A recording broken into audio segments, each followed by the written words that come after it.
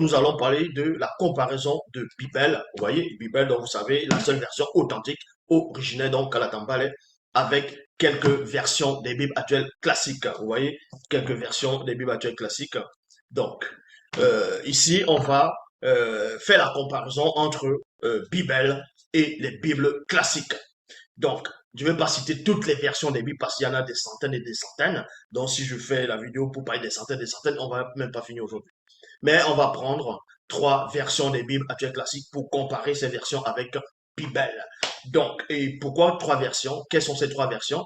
On va prendre la version Bible de Jérusalem, traduction, Bible, traduction du monde, non, pas du monde mot, euh, Louis II 1910, et aussi traduction Fabre Olivet dans la cosmogonie.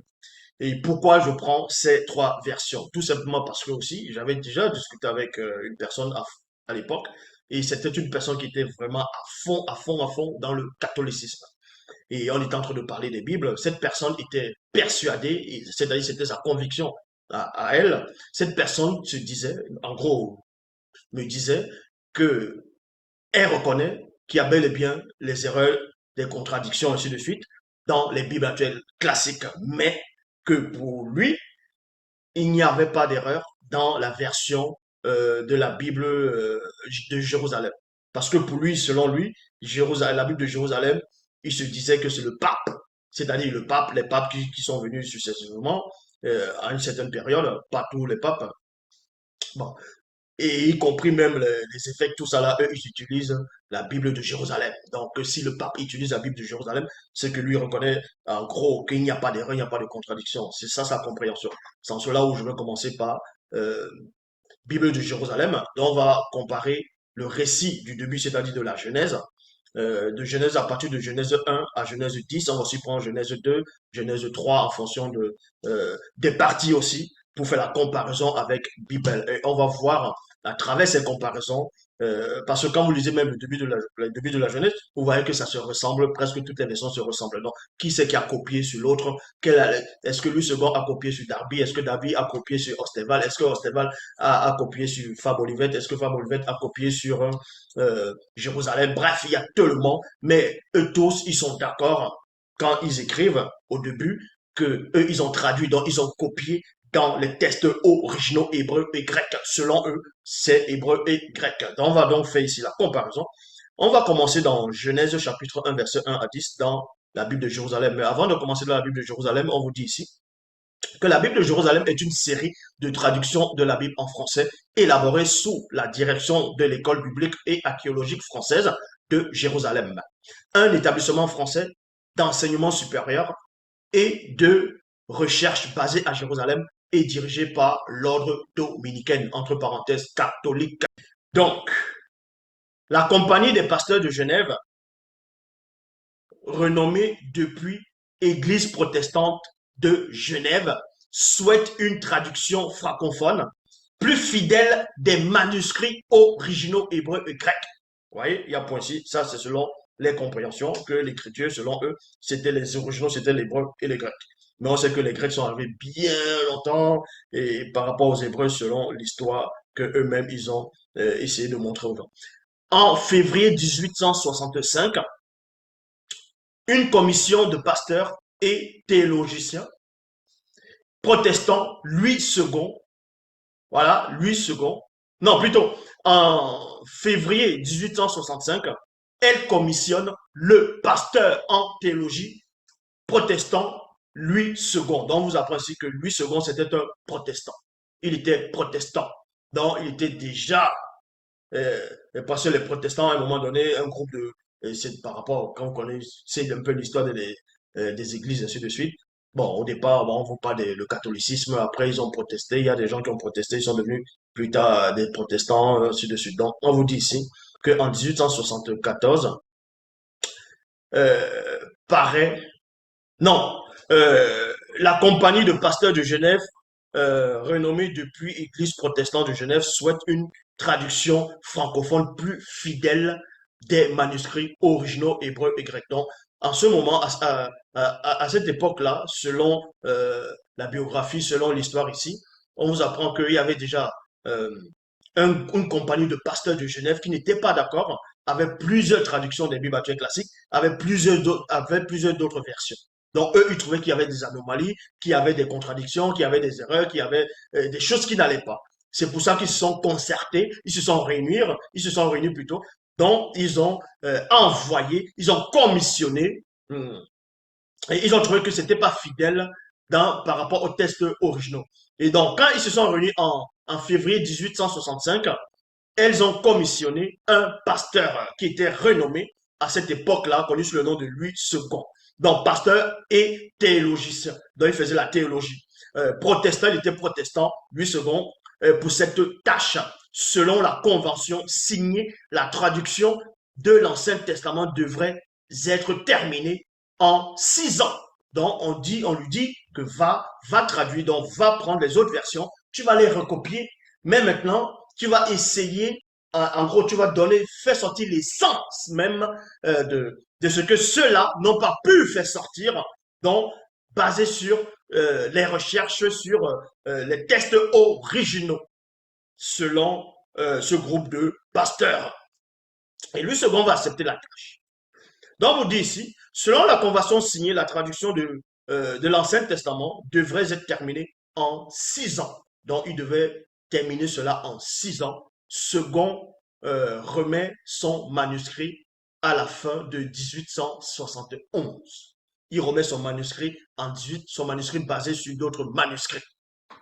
En 1874, apparaît la première édition de la traduction de l'Ancien Testament, associée à une traduction du Nouveau Testament, testament dû à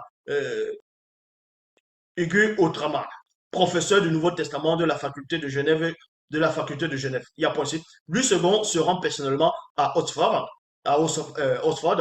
pour s'assumer de la quantité, pour s'assurer de la qualité du premier tirage, de la qualité du premier tirage. La traduction soulève les critiques des protestants. Donc, quand lui second a traduit ce dont les autres pasteurs l'ont demandé de faire, et beaucoup de personnes se sont irritées, beaucoup de personnes ont protesté, beaucoup de personnes, dont vous dit ici, la traduction soulève les critiques des protestants orthodoxes. Second est notamment accusé de porter atteinte à la doctrine de l'inspiration biblique et de rejeter certaines prophéties messianiques de l'Ancien Testament. Donc, vous dit ici, on accusait déjà Louis II qu'il avait, non seulement il a traduit la Bible, il a traduit les copies, certaines copies qui étaient déjà, donc il a traduit, pour maintenant, on l'accusait d'avoir modifié, d'avoir ramené les idées, d'avoir mis ses propres interprétations dedans et retiré certaines prophéties messianiques. Donc, vous voyez. Et on l'a accusé par rapport à ça.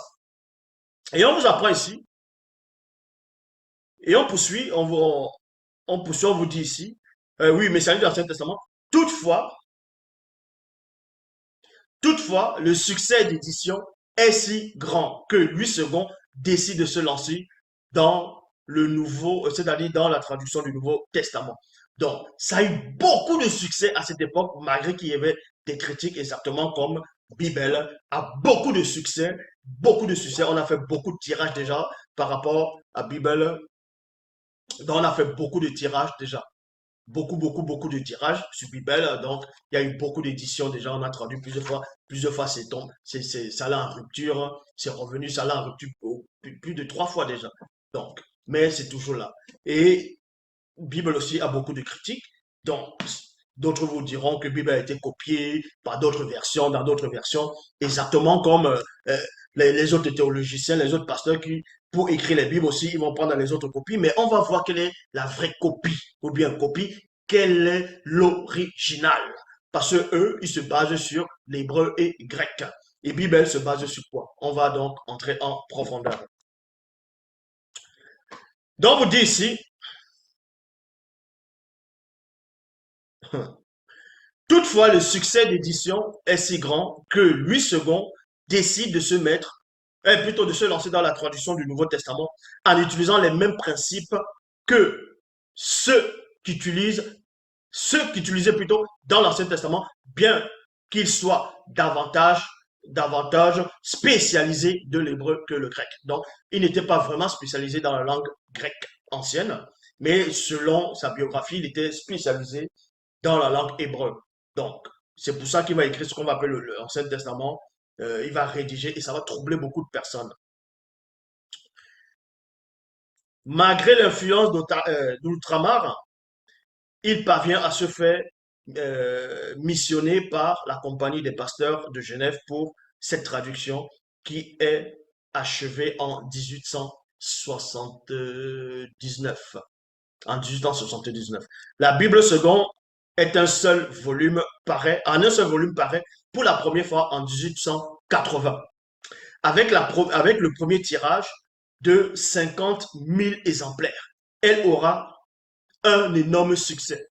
Édité simultanément à Oxford, Paris, Lausanne, Deschâtel et Genève. 300 000 exemplaires seront publiés entre 1880 et 1910.